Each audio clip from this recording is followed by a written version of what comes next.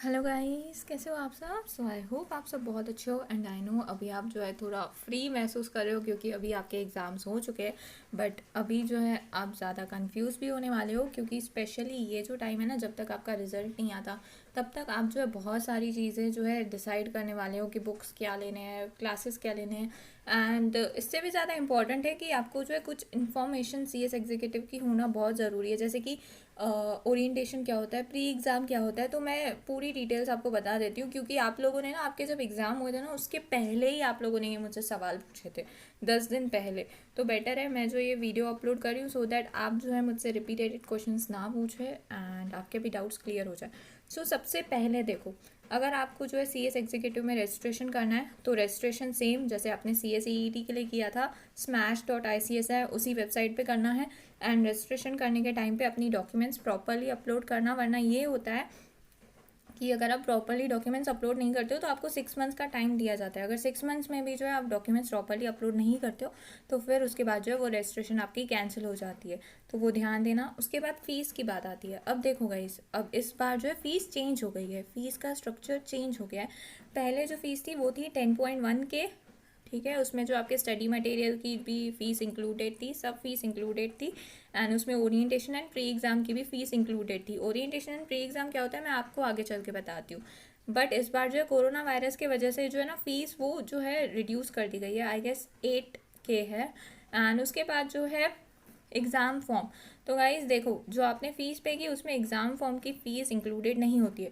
जितनी बार आप exam attempt करोगे उतनी बार आपको एग्ज़ाम फॉर्म फ़ी पे करना होगा। एग्ज़ाम फॉर्म फ़ी कितना होता है, 1200 होता है पर मॉड्यूल, ठीक है। अब जितने ग्रुप दे रहे हो, सी एस एग्जीक्यूटिव में 2 ग्रुप होते हैं तो एक ग्रुप का 1200, 2 ग्रुप दे रहे हो तो 1200 एक्स्ट्रा यानी 2400 आपको पे करना होगा।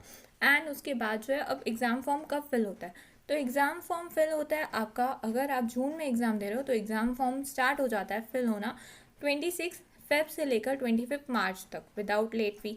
एंड अगर आप एग्ज़ाम दिसंबर में दोगे, दिसंबर 2021, तो तब जो है आपको एग्ज़ाम फॉर्म फिल करना होगा 26 अगस्त से जो है आपके 25 सितंबर तक विदाउट लेट फ़ी। ऐसा होता है। तो एग्ज़ाम फॉर्म में ध्यान देना। बहुत से बच्चे क्या करते हैं, रजिस्ट्रेशन करके बैठ जाते हैं, एग्ज़ाम फॉर्म जो उनको एंड में पता चलता है कि अरे डेट निकल गई, मैंने तो एग्ज़ाम फॉर्म फिल ही नहीं किया।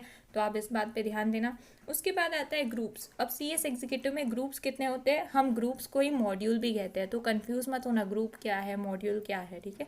तो अब सी एस एग्जीक्यूटिव में कितने ग्रुप्स होते हैं या कितने मॉड्यूल होते हैं, 2 ग्रुप्स होते हैं, ठीक है। एंड उसमें कितने सब्जेक्ट्स होते हैं, ग्रुप 1 में 4 सब्जेक्ट है, ग्रुप 2 में भी 4 सब्जेक्ट है। टोटल कितने सब्जेक्ट्स हुए, 8 सब्जेक्ट्स, ठीक है। उसके बाद जो स्टडी मटेरियल, देखो भाई स्टडी मटेरियल की जो डिलीवरी है ना वो आपके घर पे आ जाएगी लेकिन टाइम लगता है।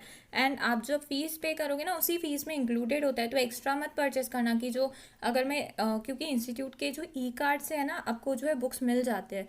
बट प्रॉब्लम ये है कि वो भी टाइम लेगा। बहुत से बच्चे क्या गलतियाँ करते हैं कि यार इंस्टीट्यूट ना टाइम लगा रहे डिलीवरी देने में। एंड इस बार जो है कोरोना वायरस की वजह से भी डिलीवरी का बहुत इशू हुआ था। तो मैं क्या करता हूँ, इनके ई कार्ड से परचेस कर लेता हूँ कि मॉड्यूल मुझे घर पे मिल जाएंगे। गाइस उसमें भी जो है 20 to 30 डेज तो लग ही जाते हैं। तो ऐसे मत करना क्योंकि आप वहाँ पे 8 के पे कर रहे हो, उसमें भी जो है आपकी जो स्टडी मटेरियल की फ़ीस इंक्लूडेड है, तो यहाँ पे एक्स्ट्रा पे क्यों कर रहे हो, आ जाएंगे स्टडी मटेरियल। तब तक जो आप पीडीएफ डाउनलोड कर सकते हो एंड स्टडी करो एंड प्रिंट मत कराना प्लीज़, क्योंकि आपको जो है एट द एंड घर पे आने ही वाले हैं बुक्स। 45 डेज तो लगते ही हैं। बट वायरस की वजह से शायद प्रॉब्लम हो सकती है डिलीवरी में, बट इतना ज़्यादा नहीं होगा इशू, आपको मिल जाएंगे जल्दी बुक्स। उसके बाद नेक्स्ट है सब्जेक्ट्स कितने होते हैं।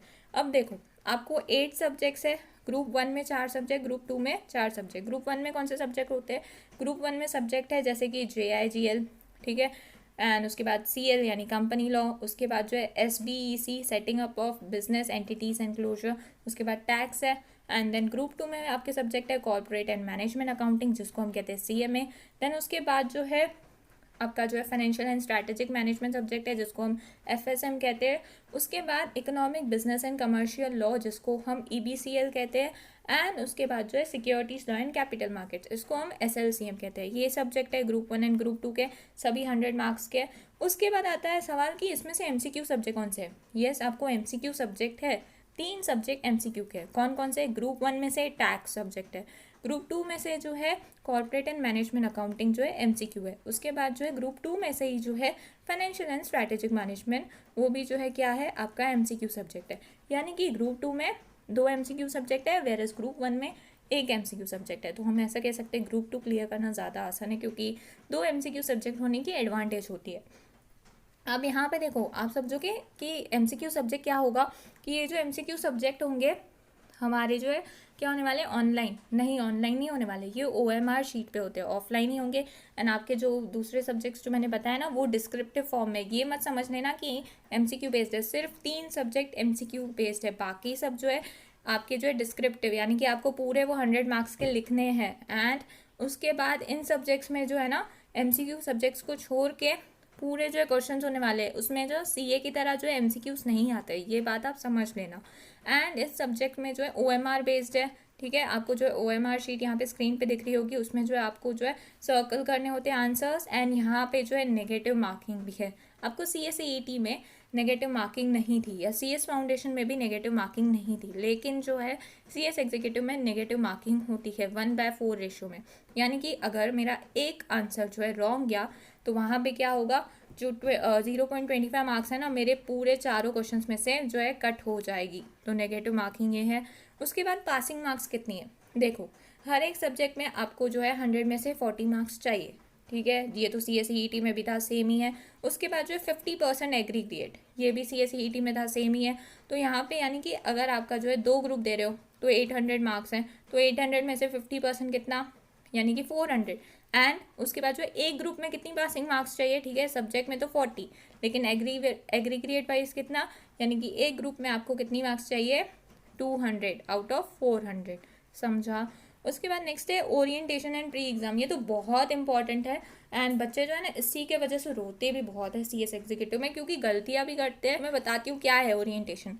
देखो गाइस, ओरिएंटेशन क्या होता है, आपको जो है क्या है सीएस के लिए ज़्यादा नॉलेज मिले, क्या है आप जो है इधर उधर भटकते रहते हो, इससे पूछते हो उससे पूछते हो कि हमें ये बता दो क्या है, ये बता दो क्या है, सीएस का स्कोप है नहीं, सीएस की सैलरी होती है नहीं होती है, कितनी होती है, एंड कितने पैकेजेस होते हैं, एंड इंस्टीट्यूट कहाँ पे जो है क्या कर रहा है, हमारे लिए कौन सी अपॉर्चुनिटीज़ आगे चल के आ सकती है। तो ऐसे आपके सवाल होते हैं। तो इस दिन क्या होता है, एक ओरिएंटेशन जो है 1 डे मैंडेटरी प्रोग्राम होता है, जहाँ पे इंस्टीट्यूट आपके लिए ऑर्गेनाइज करता है। रजिस्ट्रेशन के बाद आपको जो है मेल आ जाती है, ऑफलाइन या ऑनलाइन, ठीक है। अभी जो है इस बार ऑफलाइन तो नहीं होने वाला है, पहले ऑफलाइन हो चुका है, अभी ऑनलाइन होगा। आपके रजिस्ट्रेशन के बाद ऑनलाइन होगा, आपको मेल आ जाएगी, ठीक है।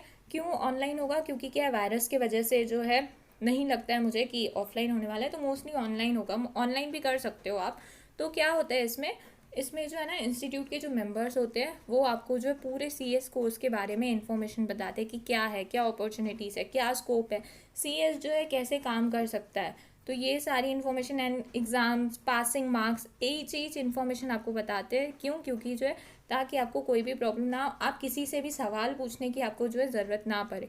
तो ये होते हैं ओरिएंटेशन। एंड आपको जो है एंड में सर्टिफिकेट भी मिल जाता है, ठीक है। जैसे ये सेशन हो गया 5 to 6 आवर्स का, आपको सर्टिफिकेट मिल जाएगा। अब आप कहोगे ठीक है ना, क्या है सर्टिफिकेट। इस सर्टिफिकेट की अहमियत ये है, अगर आपके पास ये सर्टिफिकेट नहीं हुआ, अगर आपने ओरिएंटेशन अटेंड नहीं किया, तो आपको एग्ज़ाम फॉर्म फिल करने नहीं देंगे। यस, अगर आपने ओरिएंटेशन अटेंड नहीं किया तो आपको एग्ज़ाम फॉर्म फिल करने नहीं देंगे। अब आप सोचोगे ये मैम मजाक कर रही है, मैं मजाक नहीं कर रही हूँ। मैं आपको स्क्रीनशॉट्स दिखाऊंगी जहाँ पे बच्चों का जो एग्ज़ाम फॉर्म फिल नहीं हुआ था, उसके बाद जो इंस्टीट्यूट ने उनको जो है रिलैक्सेशन दिया कि आपको इतना टाइम दे रहा हूँ, कंप्लीट कर लो आप अपना ओरिएंटेशन। तो ये बात सच है, इसको जो मजाक में मत लेना। जब 2019 में आया था, जब मैंने वीडियो डाला था, तो बहुत से बच्चों ने ना इसको नोटिफिकेशन को एंड वीडियो को भी मजाक में लिया। उसी के बाद जो उन्होंने ही मुझे मैसेज किया कि मैम अब बताएं क्या करें। तो प्लीज़ आप इसे मजाक में मत लीजिएगा। उसके बाद है प्री एग्ज़ाम। अब देखो, जैसे ओरिएंटेशन का जो है कंप्लीट होना ज़रूरी है, तो आप एग्ज़ाम फॉर्म फिल कर सकते हो। उसके बाद जो है प्री एग्ज़ाम भी आपका क्लियर करना ज़रूरी है। प्री एग्ज़ाम क्या होता है, देखो प्री एग्ज़ाम क्या होता है, एक टेस्ट होती है। आपको अगर एग्ज़ाम फॉर्म फिल करना है तो यहाँ पे क्या होगा, आपके 8 सब्जेक्ट्स की जो है टेस्ट होगी, ठीक है। जो आप ग्रुप्स है, सिलेबस सेम ही होगा आपका, जो सीएस एग्जीक्यूटिव का है, पूरे सब्जेक्ट सेम। आपको जो है उस सब्जेक्ट की एमसीक्यू, पूरी एमसीक्यू बेस्ड टेस्ट होगी, एंड जिसमें आपको 40 मार्क्स लानी है 100 में से, ठीक है। तो ये होता है प्री एग्ज़ाम। अगर आपने ये क्लियर कर लिया प्री एग्ज़ाम, आपके जो है एग्ज़ाम फॉर्म फिल करने से पहले या एग्ज़ाम फॉर्म फिल करने के टाइम पे, तो आप एग्ज़ाम दे सकते हो। बट अगर आपने ये क्लियर नहीं किया, एक भी सब्जेक्ट रह गया, तो आप एग्ज़ाम नहीं दे सकते हो। इन शॉर्ट एग्ज़ाम फॉर्म ही नहीं फिल कर पाओगे। तो ये है प्री एग्ज़ाम।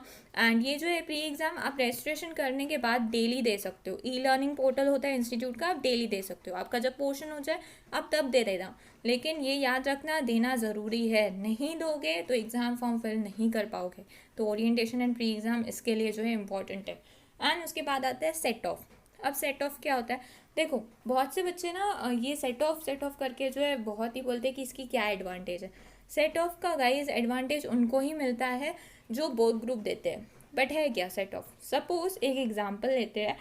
अब यहाँ पे एक बच्चे ने एग्ज़ाम दिया, ठीक है, उसने जो जून में एग्ज़ाम दिया, तो उसकी जो मार्क्स आई है ना, उसने दोनों ग्रुप दिए है, तो उसकी ग्रुप 1 में मार्क्स है ये 198। सभी सब्जेक्ट में क्लियर है वो, ठीक है, लेकिन उसका ना एग्रीगेट नहीं रुक रहा है, उसकी जो है कितनी आई 198। एंड उसके बाद जो है दूसरे ग्रुप में उसकी मार्क्स है ये 205। सभी सब्जेक्ट में क्लियर है। तो अब क्या करें? तो अब देखो गाइज, अब उसने जो है दोनों ग्रुप दिए, इसके लिए उसको एडवांटेज मिलेगी। अब उसकी जो रिजल्ट आएगी वो आएगी बोथ ग्रुप क्लियर। इसको कहते हैं सेट ऑफ, ठीक है। अगर आप बोथ ग्रुप दे रहे हो तो आपको जो है सेट ऑफ का जो है क्या होगा, एडवांटेज होगा। तब होगा अगर आप सारे सब्जेक्ट क्लियर हो एंड किसी एक ग्रुप में जो है आपकी मार्क्स ज़्यादा है एंड दूसरे में कम है, लेकिन आप सारे सब्जेक्ट में क्लियर हो, तो वो एडजस्ट हो जाएंगी। ये होता है सेट ऑफ। अब ट्रेनिंग की बात आती है, ये लास्ट पॉइंट है ट्रेनिंग। देखो गाइज, ट्रेनिंग जो है CS एग्जीक्यूटिव के बात करो, CS प्रोफेशनल के बात करो, 24 मंथ्स की ही है। लेकिन ऐसा कंपलसरी नहीं है कि CS एग्जीक्यूटिव के बाद ट्रेनिंग आपको करनी है, नहीं। आप CS प्रोफेशनल के बाद भी करोगे तो भी 24 मंथ्स है। आप जो है CS एग्जीक्यूटिव की बात करोगे तो भी 24 मंथ्स है। बट कंपलसरी नहीं है कि CS एग्जीक्यूटिव के बाद अगर आपने ट्रेनिंग नहीं की तो आपको CS प्रोफेशनल के पेपर्स नहीं देने दिए जाएंगे, ऐसा नहीं है। ये जो है आपके माइंड में कैसे बैठ गया मुझे नहीं पता, बट ऐसा बिल्कुल नहीं है। सो आई होप आपके सारे डाउट्स क्लियर हो चुके होंगे। और भी कोई डाउट है तो आप मुझे इंस्टाग्राम पे DM कर सकते हैं।